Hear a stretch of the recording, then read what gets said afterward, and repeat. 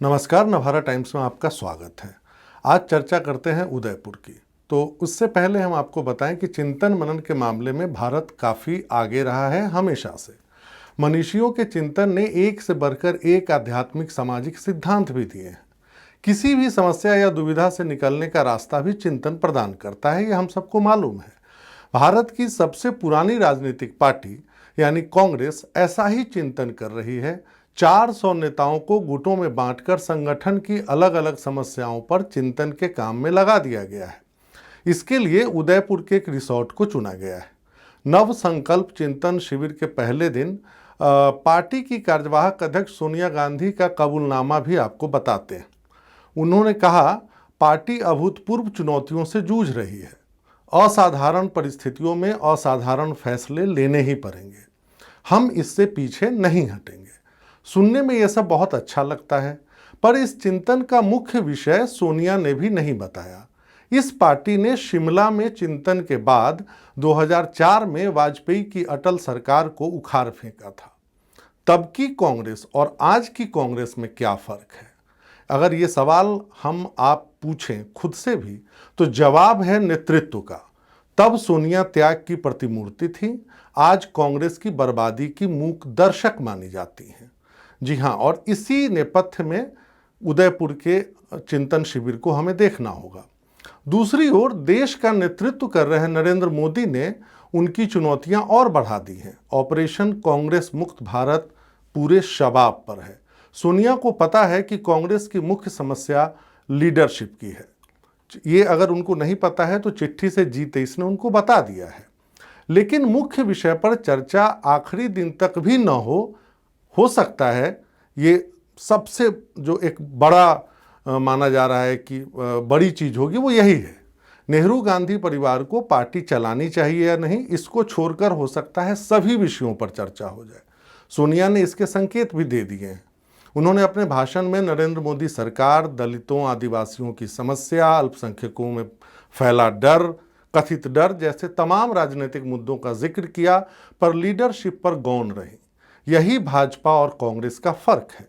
और सही समय पर नेतृत्व परिवर्तन से क्या होता है, ये हम आपको अब बताते हैं।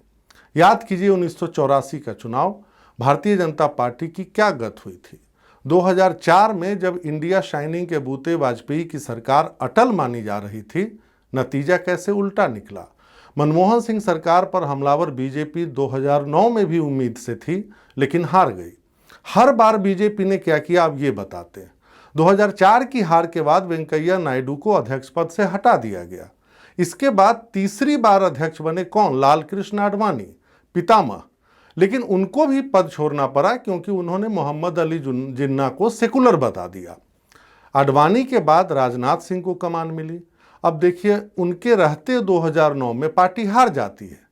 उनको भी पार्टी रास्ता दिखाती है, गडकरी आते हैं। लेकिन एक पुराना मामला आता है महाराष्ट्र में, जब वो मंत्री थे, और 2013 में उनको भी अमित शाह के लिए जगह खाली करनी पड़ती है।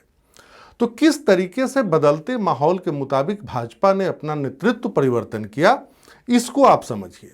यही नहीं, लगातार 2 हार के बाद 2014 की जब बारी आई तो पार्टी ने नरेंद्र मोदी को नेता चुनने में सारे विरोधों को दरकिनार कर दिया, चाहे ये विरोध आडवाणी कैंप से आए या किसी और कैंप से।